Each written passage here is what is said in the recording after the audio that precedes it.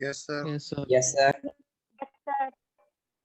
चलो आज trends in the modern periodic table का आगे देखेंगे। ग्रुप्स के बारे में बताऊंगा, थोड़ा बहुत मैंने कल भी बताया था, ठीक है, लेकिन मैं दोबारा शुरू कर रहा हूँ। कल पीरियड्स हो गए थे हमारे कंप्लीट। ये है 6 कैरेक्टर जो हमें ग्रुप्स के बेसिस पे समझ रहे हैं, ठीक है।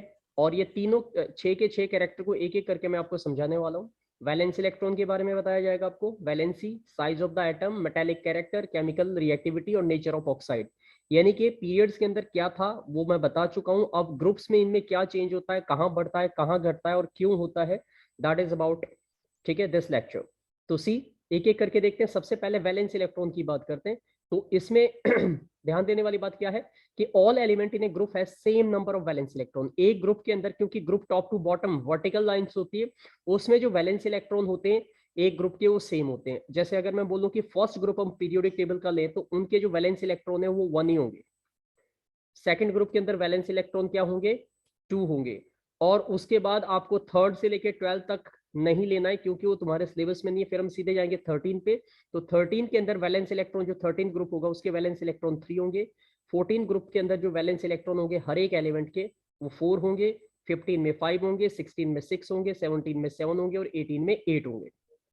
ओके तो ध्यान से समझना। और ये प्रॉपर्टीज काफी इंपॉर्टेंट है बिकॉज इनमें से सबसे ज्यादा क्वेश्चन आपके लॉजिकल सेंस में पूछे जाएंगे। अगला टॉपिक हमारा है वैलेंसी का, कि वैलेंसी क्या चीज होती है। तो यू नो वैलेंसी आपको पता है कि किसी भी एलिमेंट की कंबाइनिंग कैपेसिटी, उसको वैलेंसी कहते हैं। लेकिन यहाँ पे वैलेंसी का मतलब क्या है कि जितने भी एलिमेंट होते हैं ग्रुप के अंदर उनकी वैलेंसी सेम होती है, जो कि मैंने थोड़ी देर पहले भी आपको बताया। वैलेंस इलेक्ट्रॉन भी सेम होते हैं और वैलेंसी भी ऑलमोस्ट सेम ही रहती है। Okay on going down in a group, अगर आप ग्रुप में नीचे की तरफ जाओगे तो एटॉमिक साइज क्या होता है, इंक्रीज होता है, क्योंकि नंबर ऑफ शेल लगातार बढ़ती है। पहले अगर मान के चलिए कि ऊपर अगर हाइड्रोजन में एक शेल है, एक सर्कल है, तो उसके बाद उसके नीचे जो आएगा वो लिथियम आएगा, उसके अंदर 2 शेल होती है।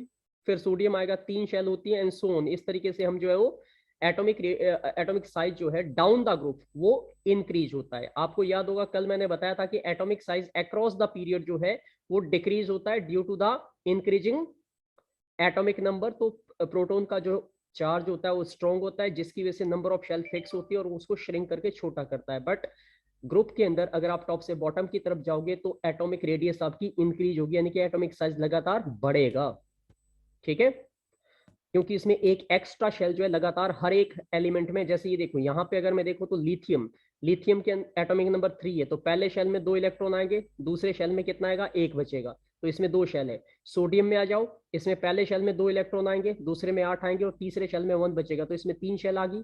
पोटेशियम में आपको 4 शेल मिलेगी, रुबिडियम में आपको जो है 5 शेल मिलेगी, सीजियम में आपको 6 शेल मिलेगी और फ्रेंशियम में आपको 7 शेल मिलेगी। तो जो शेल्स है वो लगातार बढ़ती जा रही है, यानी कि ऑर्बिट नंबर ऑफ सर्कल जो है न्यूक्लियस के चारों तरफ वो इंक्रीज हो रही है, इसलिए उसका एटॉमिक रेडियस बढ़ रहा है, एटॉमिक साइज बढ़ रहा है। अब अगली बात करें मेटेलिक कैरेक्टर की, तो मेटेलिक कैरेक्टर के बारे में हमारे पास क्या कंडीशन है कि on going down in a group metallic character जो है वो इंक्रीज होता है। फिर से सुन लीजिए, इंक्रीज होता है मेटेलिक कैरेक्टर किसी भी ग्रुप पे ऊपर से नीचे की तरफ। यहाँ से लिथियम के बाद अगर आप सोडियम में आओगे तो ज्यादा मेटेलिक कैरेक्टर इसका, पोटेशियम का उससे ज्यादा है, क्योंकि आपको पता है सबसे ज्यादा हाईली रिएक्टिव मेटल ये सोडियम और पोटेशियम होते हैं। तो डाउन द ग्रुप जो मेटेलिक कैरेक्टर है वो इंक्रीज होता है, बट नॉन मेटेलिक कैरेक्टर उसका क्या रहता है, डिक्रीज होता है। ग्रुप के अंदर metallic character down top to bottom increase होता है, नॉन मेटेलिक कैरेक्टर डिक्रीज होता है। अगर मैं पिछले कैरेक्टर पे जाऊं तो जब हमने पीरियड्स में पढ़ा था तो उसमें, ठीक है, जो मेटेलिक कैरेक्टर है वो लेफ्ट टू राइट क्या होता है, डिक्रीज होता है, नॉन मेटेलिक कैरेक्टर इंक्रीज होता है। बिल्कुल एक दूसरे का अपोजिट है। अगर आपने एक कैरेक्टर को समझ लिया तो समझ लीजिए आप दूसरे ग्रुप के, अगर आपने पीरियड्स के समझ लिए तो ग्रुप के आपको जनरली समझ में आ जाएंगे, क्योंकि उसके अपोजिट होते हैं मोस्ट ऑफ द केसेस के अंदर। सारे तो नहीं है बट ज्यादातर केसेस में ऐसे मिलेगा। ये देखिए नंबर ऑफ शेल यहाँ पे देख पा रहे हो आप, लगातार इसका साइज बढ़ रहा है, तो down the group atomic radius बढ़ रहा है तो एटॉमिक साइज बढ़ रहा है। मेटेलिक कैरेक्टर भी इंक्रीज हो रहा है, नॉन मेटेलिक कैरेक्टर डिक्रीज हो रहा है। नाउ आगे देखें, केमिकल रिएक्टिविटी की बात करें अगर हम ग्रुप के अंदर, तो on going down in a group, एक ग्रुप में टॉप से बॉटम की तरफ जो केमिकल रिएक्टिविटी होती है मेटल की वो इंक्रीज होती है, क्योंकि मेटेलिक कैरेक्टर इंक्रीज हो रहा है तो सिंपल सी बात है केमिकल रिएक्टिविटी भी इंक्रीज होगी। बट जो केमिकल रिएक्टिविटी होती है नॉन मेटल की वो सॉरी डिक्रीज होती है। क्यों डिक्रीज होती है, क्योंकि नॉन मेटेलिक कैरेक्टर डिक्रीज हो रहा है। down the group from top to bottom in a group, metallic character increases, chemical reactivity also increases, non-metallic character decreases, non-metallic reactivity also decreases.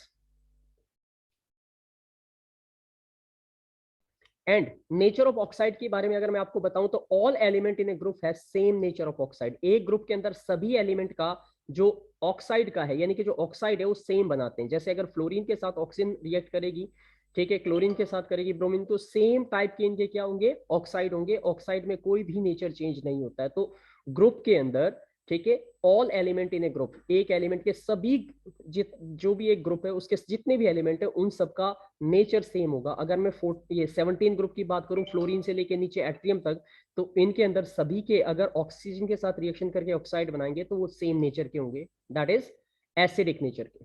तो ये बातें आपको ध्यान से समझनी है, ठीक है। और इन्हीं का प्रॉपर्टी के बेस पे आपसे क्वेश्चन भी पूछे जाए।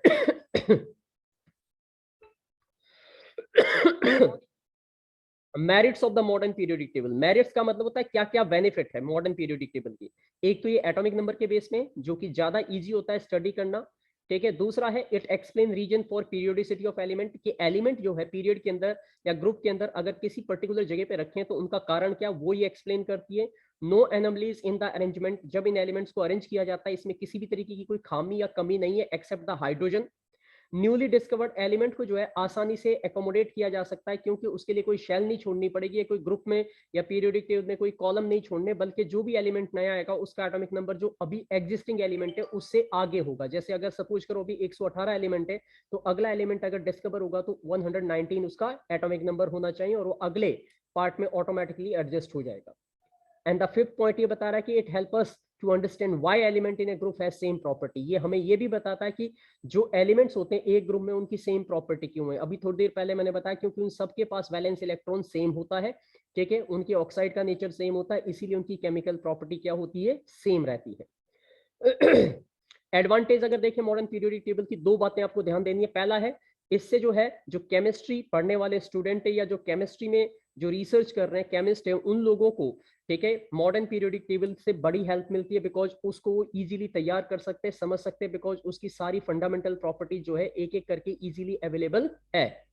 और ये वही प्रॉपर्टी है जो मैंने तुम्हें अभी अभी बताई, सॉरी तबीयत ठीक नहीं आज। Easy to remember properties of element based on its position in periodic table. इसके अलावा इन प्रॉपर्टीज को आप बड़े आसानी से तैयार कर सकते हो, लर्न कर सकते हो। जैसे मैंने थोड़ी देर पहले तुम्हें बताया कि पीरियड के अंदर जो है atomic radius left to right क्या होती है, डिक्रीज होती है। तो ग्रुप के अंदर atomic radius top to bottom क्या होती है, इंक्रीज होती है। पीरियड के अंदर एटॉमिक साइज भी घटता है, ठीक है, और metallic character left to right decrease होता है, जबकि ग्रुप के अंदर मेटेलिक कैरेक्टर क्या रहता है, लगभग इंक्रीज होता है, केमिकल प्रॉपर्टी भी उसकी इंक्रीज होती है। तो ये है वो प्रॉपर्टी जिनको आसानी से लर्न किया जा सकता है। इसीलिए हम कह सकते हैं कि मॉडर्न पीरियोडिक टेबल सबसे ज्यादा कन्वीनियंट टेबल है, जो 3 साइंटिस्टों ने अलग अलग मिलकर दी। सबसे पहले हमने पढ़ा था डॉब्राइनर के बारे में जिन्होंने ट्राइड दिए थे, उसके बाद हमने पढ़ा न्यूलैंड लॉ के बारे में जिन्होंने जो है न्यूलैंड लॉ दिया था, लॉ ऑफ ऑक्टेव दिया था। उसके बाद जो हमने पढ़ा मेंडलीव के बारे में, और ये जो सबसे मॉडर्न पीरियोडिक टेबल जो आज के टाइम में अवेलेबल है, जो सबसे कन्वीनियंट है और सबसे ज्यादा रिलायबल है, that is the modern periodic table, और इसे दिया था हेनरी मोसलिन।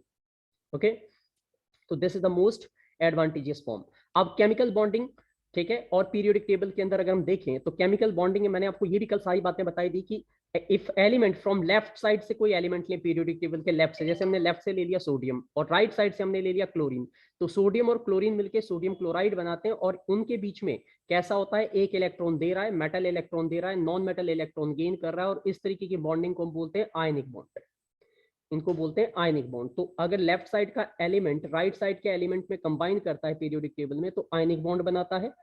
दूसरी बात, अगर राइट साइड का एलिमेंट लें और वो राइट साइड के एलिमेंट से कंबाइन करें तो वो नॉन मेटल होते हैं राइट साइड में। आपको अच्छे से पता है लेफ्ट साइड में जो है पीरियोडिक टेबल में मेटल्स है, राइट साइड में नॉन मेटल है। बट अगर राइट साइड का ही दोनों एलिमेंट ले तो दोनों एलिमेंट के बीच में जो बॉन्ड होगा वो कोवेलेंट बॉन्ड होगा, बिकॉज जो शेयरिंग ऑफ इलेक्ट्रॉन करेंगे वो इलेक्ट्रॉन लूज या गेन नहीं करते, तो वहां पे कोवेलेंट बॉन्डिंग आपको देखने को मिलेगी। ओके, उसके बाद element from left side does not react with the left side. अगर हम दोनों मेटल ले ले तो मेटल के बीच में रिएक्शन संभव नहीं है। राइट साइड में अगर मैं क्लोरीन को क्लोरीन से ट्रीट करूं तो Cl2 बनता है, ऑक्सीजन को ऑक्सीजन से ट्रीट करूं तो O2 बनता है, लेकिन अगर सोडियम को सोडियम से ट्रीट करेंगे तो कोई बॉन्ड नहीं बनेगा। तो ये तीन बातें ध्यान देनी। पीरियोडिक टेबल के अंदर लेफ्ट साइड से अगर आप कोई भी एलिमेंट पिक करते हो और एक राइट साइड से करते हो तो उनके बीच में बॉन्डिंग होगी, एक्सचेंज ऑफ इलेक्ट्रॉन होगा और उसकी वजह से आयनिक बॉन्ड बनेगा। दूसरा जो बॉन्ड होता है वो कोवलेंट, दो ही टाइप के बॉन्ड संभव होते हैं आपके, ठीक है। अगर हम मेटल ले तो रिएक्शन नहीं होती, लेकिन अगर नॉन मेटल को रिएक्ट करे तो कोवलेंट बॉन्डिंग से वो संभव है उनके बीच में रिएक्शन। तो तीन बातें बड़े ध्यान से समझ लीजिएगा, माइंड में डाल दीजिएगा। अब हमारे पास कुछ सवाल है, ये बता रहा है कि how could the modern periodic table remove various anomalies of Mendeley periodic table, कि जो कमियां मेंडली पीरियोडिक टेबल में थी वो कमियां मॉडर्न पीरियोडिक टेबल में कैसे खत्म हो गई। तो हम इसको बड़े आसानी से बता सकते हैं, बिकॉज इसमें हमारे पास पीरियड और कॉलम के बेस पे जो एलिमेंट्स है वो एटॉमिक नंबर के बेस पे अरेंज किए गए हैं, जबकि मेंडली पीरियोडिक टेबल के अंदर वो सारे के सारे मास के बेसिस पे थे। तो एटॉमिक नंबर के बेस पे केमिकल प्रॉपर्टी को स्टडी करना is quite easier compare to that of the on the basis of the masses. That's why you can say that Mendeleev periodic table was not convenient, but the modern periodic table is quite, ठीक है, helpful, and that's why all the anomalies का मतलब होता है खामियां, वो आसानी से रिमूव हुई। ये देखो आइसोटोप्स, एटॉमिक साइज, ठीक है, अनस्टेबिलिटी, ये सारी चीजें जो है मेंडली पीरियोडिक टेबल में एग्जिस्ट करती थी। कोबाल्ट निकल का एक ही प्लेस में रखना ये भी मेंडली पीरियोडिक टेबल में था, बट मॉडर्न पीरियोडिक टेबल में एटॉमिक नंबर के बेस पे ये सारी कमियां दूर की गई है। अगला सवाल है, name two element you would expect to show chemical reaction similar to magnesium and what is the basis of your choice, कि यानी कि आपको ऐसे दो एलिमेंट लेने हैं जिनका रिएक्शन बिल्कुल वैसे ही होगा जैसे मैग्नीशियम का होता है। अब इसमें मैंने तुम्हें छोटा सा प्रॉपर्टी याद रखना है कि एक ग्रुप के अंदर जितने भी एलिमेंट होते हैं उनके सबकी केमिकल प्रॉपर्टी सेम होती है। तो यहाँ पे देखिए ये ग्रुप नंबर 2 देखो सारे बच्चे अपनी स्क्रीन पे, ग्रुप नंबर 2 में आपको मैग्नीशियम दिखाई दे रहा है, ग्रुप नंबर 2 में आपको मैग्नीशियम दिखाई दे रहा है जिसका एटॉमिक नंबर 12 है। इसी में आप कैल्शियम और ये नीचे स्ट्रोंशियम 2 को ले लीजिए, ये दोनों एलिमेंट इसी ग्रुप के, तो इनकी भी केमिकल प्रॉपर्टी सेम होगी जैसे मैग्नीशियम की, क्योंकि हमने प्रॉपर्टी में पढ़ा था कि एक ग्रुप के अंदर सारे एलिमेंट्स की जो प्रॉपर्टीज है वो लगभग सिमिलर होती है, ठीक है। दिस इज हाउ, तो ये चॉइस का कारण आप यही बताओगे because they lie in the same group, ठीक है। अगला क्वेश्चन है, नेम द, ये सारे एनसीईआरटी के क्वेश्चन ले रहा हूं मैं, they all are from the NCERT, NCERT में दिए हुए सवाल है ये।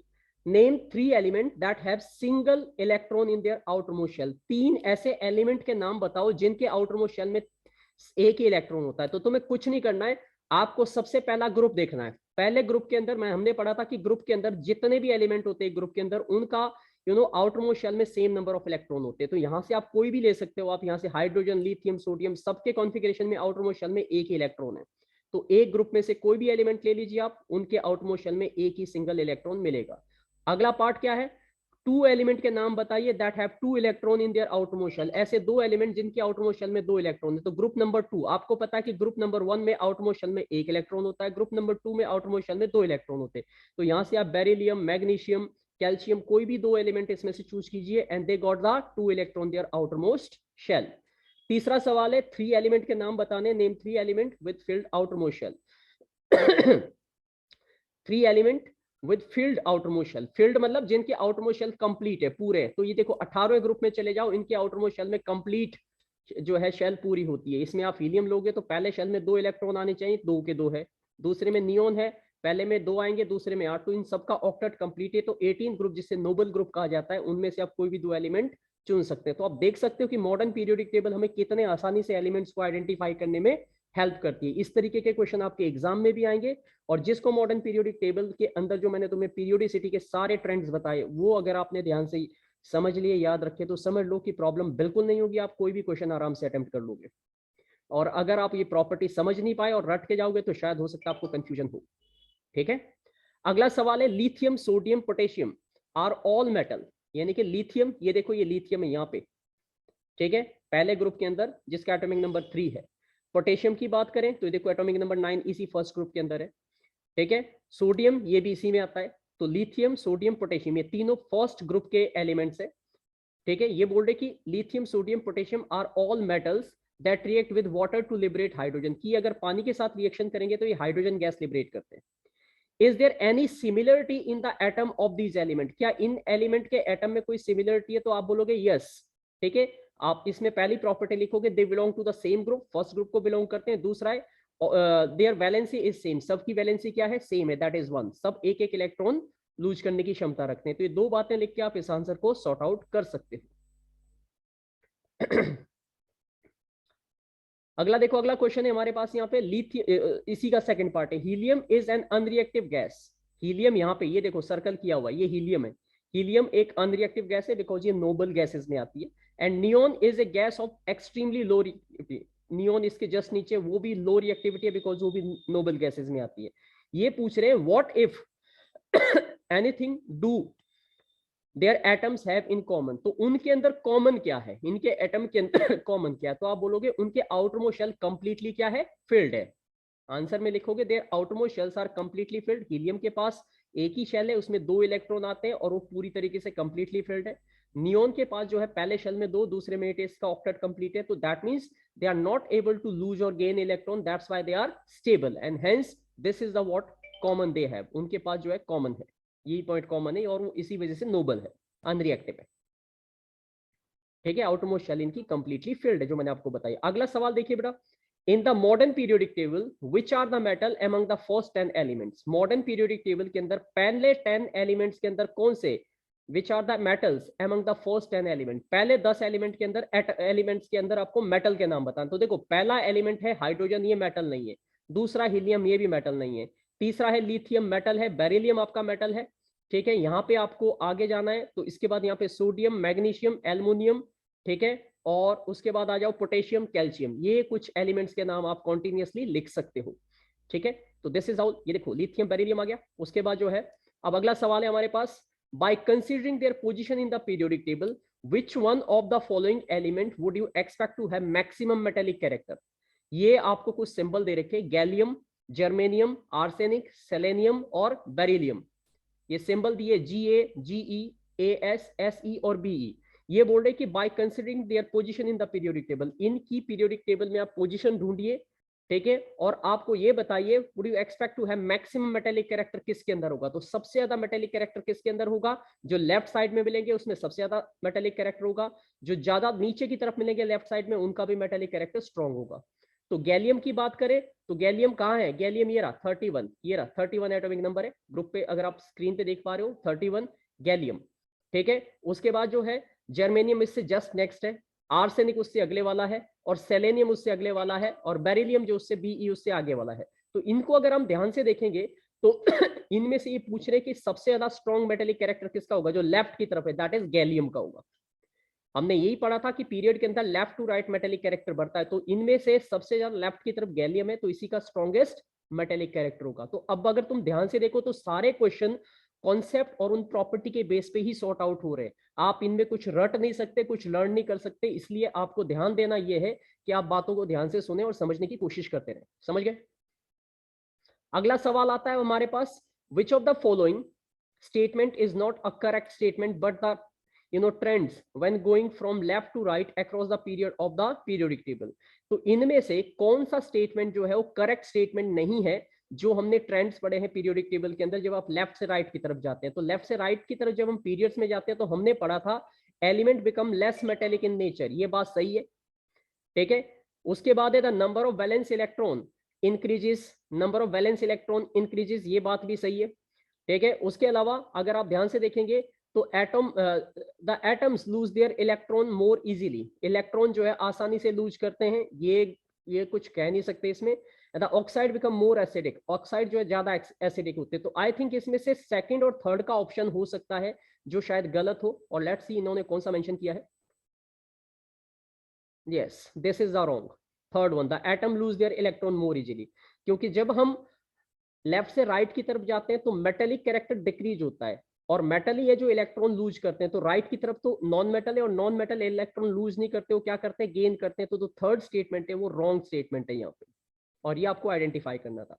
अब अगले पे आ जाओ, element x form a chlorine chloride with the formula XCl2 which is solid with the high melting point, X would most likely to be in the same group of the periodic table। ठीक है, ए जैसे sodium के साथ होगा, या magnesium के साथ, या सिलिकॉन के साथ। तो यहाँ पे आपको रिएक्टिविटी को चेक करना है, you have to check out the reactivity.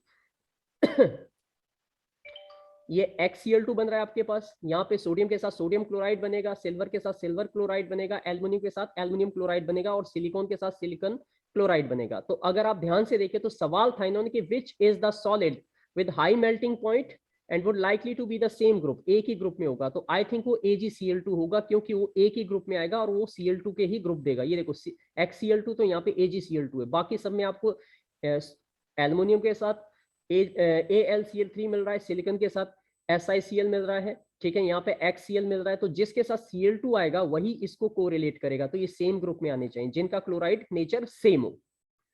तो ये कुछ क्वेश्चन थे और इन क्वेश्चन के बेसिस नाउ लुकिंग, अगला सवाल देखो यहाँ पे, which element has two shell both of which are completely filled with electron. दो यानी कि which two shells, which element has two shell, कौन से एलिमेंट है जिनमें दो शेल है और दोनों के दोनों शेल जो है वो कंप्लीटली फिल्ड है। तो सीधे 18वें ग्रुप पे आ जाओ, हीलियम को छोड़ दो, इसमें एक ही शेल है। हीलियम, उसके बाद नियोन पे आओ, नियोन में दो शेल है, पहले शेल में 2 इलेक्ट्रॉन कंप्लीटली फिल्ड है, दूसरी शेल इसमें 8 इलेक्ट्रॉन वो भी कंप्लीटली फिल्ड है। आर्गन पे आ जाओ आर्गन की अगर हम बात करेंगे तो आर्गन में जो है कितनी शेल है, 3 होगी, तो हम 2 की बात कर रहे हैं यहाँ पे। ऐसे कौन से 2 एलिमेंट हो सकते हैं, ठीक है, तो वो आपको ढूंढने, एक तो मैंने बता दिया, दूसरा जो है मुझे इसमें डाउट है कहाँ से इन्होंने 2 ही पूछेंगे, एक ही पूछा है चेक करते हैं इन्होंने क्या आंसर दिया इस चीज का। यस 2 8 आनी चाहिए, तो कंडीशन यहाँ पे एक ही मिल रहा है हमें नियोन का, एक ही है, ठीक है।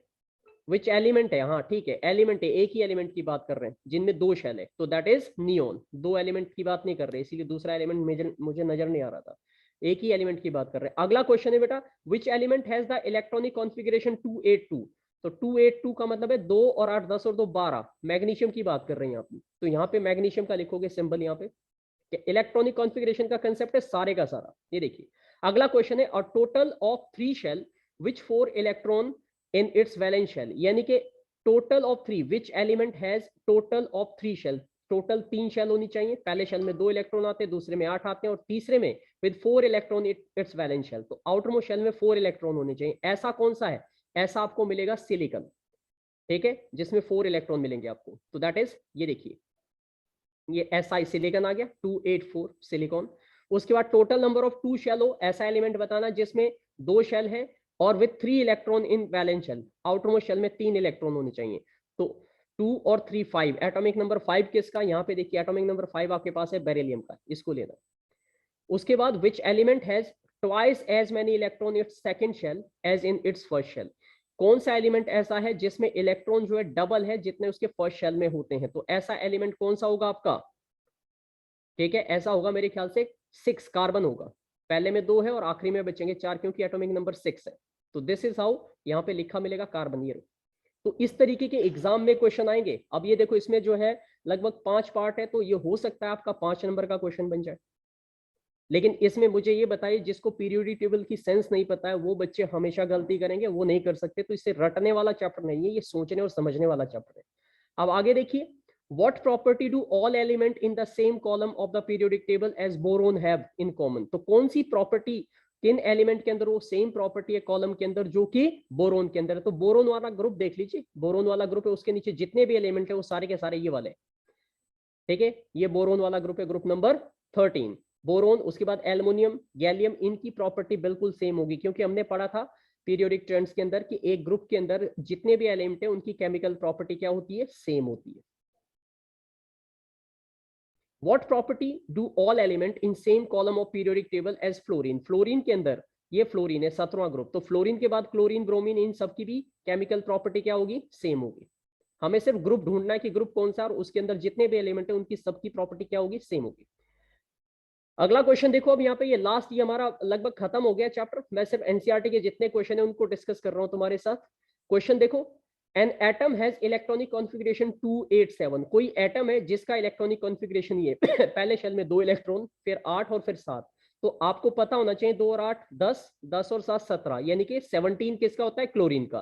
तो ये पूछ रहे what is the atomic number of the element, तो आपने यहाँ पे इनको सबको ऐड किया, दैट इज 17, ये लिख लिया आपने, ठीक है। उसके बाद है, two which of the following statement या elements would it be chemically similar, atomic number are given in a particular, यानी कि इनमें से कौन से एलिमेंट की केमिकल प्रॉपर्टी सेम होगी। नाइट्रोजन का एटॉमिक नंबर 7 है, फ्लोरीन का 9 है, फोस्फोरस का 15 है, आर्गन का 18 है। तो इसमें अब ध्यान से देखने वाली बात है कि पीरियोडिक टेबल में ये आते कहाँ पे हैं। ये देखो कॉन्फ़िगरेशन किया आपने, यहाँ पे आउटरमोस्ट शेल में 5 इलेक्ट्रॉन है बेटा, यहाँ पे भी आउटरमोस्ट शेल में 5 इलेक्ट्रॉन है। तो जिनकी आउटरमोस्ट शेल में सेम नंबर ऑफ इलेक्ट्रॉन है उनकी केमिकल प्रॉपर्टी क्या होगी, सेम होगी, बिकॉज वो एक ही ग्रुप में आते हैं। तो नाइट्रोजन और फॉस्फोरस एक ही ग्रुप में आपको देखने को मिलेंगे, इन्हीं दो को आपको चूज करना है यहाँ पे। Look at here.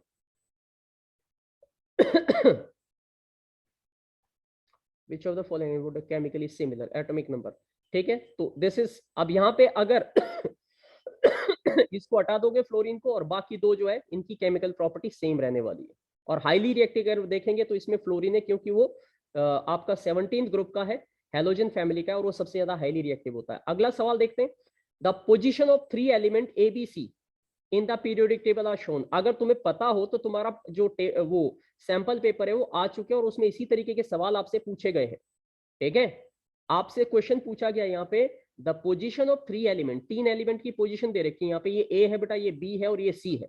Periodic table में बता रखी है आपको, ये ग्रुप 16 के अंदर बी आ रहा है, ग्रुप 17 के अंदर आपका सी, ए और सी आ रहा है। तो आपको करना क्या है, state whether A is a metal और नॉन मेटल। तो आप अच्छे से जानते हो कि ए जो है 17वें ग्रुप के अंदर सारे के सारे हेलोजन है, कोई भी इसमें मेटल नहीं होता, तो ये क्या होगा, नॉन मेटल। उसके बाद पूछ रहे state whether C is more reactive और लेस रिएक्टिव देन ए। तो आपसे ये पूछ रहे कि ए और सी में अगर आप कंपैरिजन करें तो कौन सा ज्यादा रिएक्टिव होगा। तो आपको याद रखना है जितना एलिमेंट ऊपर की तरफ होगा वो उतना ज्यादा रिएक्टिव होगा। असल में ये क्लोरीन है यहाँ पे ए की पोजीशन पे, और क्लोरीन जो है वो फ्लोरीन ब्रोमीन से ज्यादा रिएक्टिव होता है, ठीक है। तो this is how you can understand it. अगला क्वेश्चन है कि विल सी बी लार्जर और smaller in size than B. ये जो सी है यहाँ पे, ये बी से क्या होगा, छोटा होगा या बड़ा होगा। तो हमने क्या पढ़ा था कि जब हम लेफ्ट से राइट की तरफ जाते हैं पीरियड के अंदर तो एटॉमिक रेडियस डिक्रीज होता है। तो आपके पास बी का साइज बड़ा होगा और सी का क्या होगा, छोटा होगा। अब देख लो जितने भी क्वेश्चन है वो सारे के सारे उन्हीं पीरियोडिक ट्रेंड से पूछे गए हैं। अगला क्वेश्चन है which type of ion, cation और anion will be found by A. A क्या बनाएगा, ए जो है वो नॉन मेटल है, तो ये क्या बनाएगा, एनाइन बनाएगा। ये क्लोरीन है, तो क्लोरीन क्या बनाएगा, Cl माइनस बनाएगा, तो ये एनाइन बनाएगा, ठीक है। And will be found by the A. What type of ion, cation और एनाइन विल बी, तो यस ए जो है आपका क्या बनाएगा, आपका एनाइन बनाएगा, बिकॉज ये इलेक्ट्रॉन गेन करेगा, ए माइनस बनाएगा। तो इस तरीके के सवाल आपके एग्जाम में भी पूछे जाएंगे, और ये सब के सब जो क्वेश्चन होंगे वो लॉजिकल बेसिस पे होंगे आपके। अब अगला सवाल देखो, नाइट्रोजन एटॉमिक नंबर 7 है, फॉस्फोरस का 15 है, ठीक है। ये ग्रुप नंबर 15 को बिलोंग करते हैं पीरियोडिक टेबल में। Right the electronic configuration of these element. तो आपको इनका कुछ नहीं करना है, इलेक्ट्रॉनिक कॉन्फ़िगरेशन लिखना है। तो सबसे पहले नाइट्रोजन का 2 और आखिरी में बचेगा 5, और 15 के लिए 2 8 5 ही आएगा, और दोनों के पास आउटरमोस्ट शेल में 5 इलेक्ट्रॉन है। इससे ये पता लगता है कि एक ही ग्रुप के एलिमेंट है, और इनकी इलेक्ट्रोनेगेटिविटी भी क्या है, सेम है। समझ में आ गई बात। How does the electronic configuration of an atom relate to its position in the modern periodic table? Modern periodic table के अंदर जो कॉन्फ़िगरेशन है किसी भी एटम का वो कैसे डिसाइड होता है। तो कॉन्फ़िगरेशन से हमें पता लगता है उसकी वैलेंस शेल का, वैलेंस इलेक्ट्रॉन का, और उससे हमें पता लगता है कि कौन से ग्रुप में या कौन से पीरियड में लाई करता है। तो ये प्रॉपर्टी इसको बताती है आपकी, ठीक है।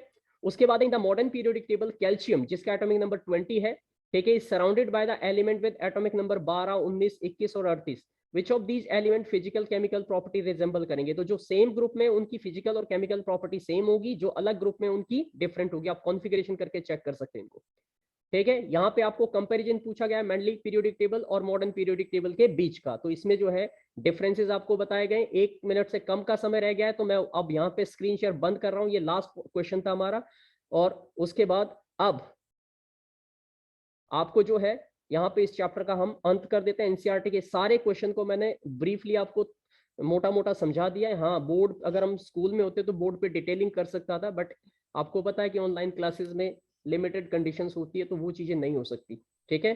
बाकी ये वीडियो का रिकॉर्डिंग आपको मिल जाएगा, आप इन सारे क्वेश्चन को दोबारा देखें, दोबारा समझें, और मेन चीजें जितनी मैंने प्रॉपर्टी बताई है पीरियोडिक की वो सारी की सारी अच्छे से कर ले, बिकॉज वही तुम्हारे लिए बहुत जरूरी है। ये क्वेश्चन इसमें से लॉजिकल आने, बेटा रट के आप कुछ भी नहीं कर पाओगे, कोई बात समझ में नहीं आएगी। पूरी की पूरी मॉडर्न पीरियोडिक टेबल की सेंस क्लियर होनी चाहिए।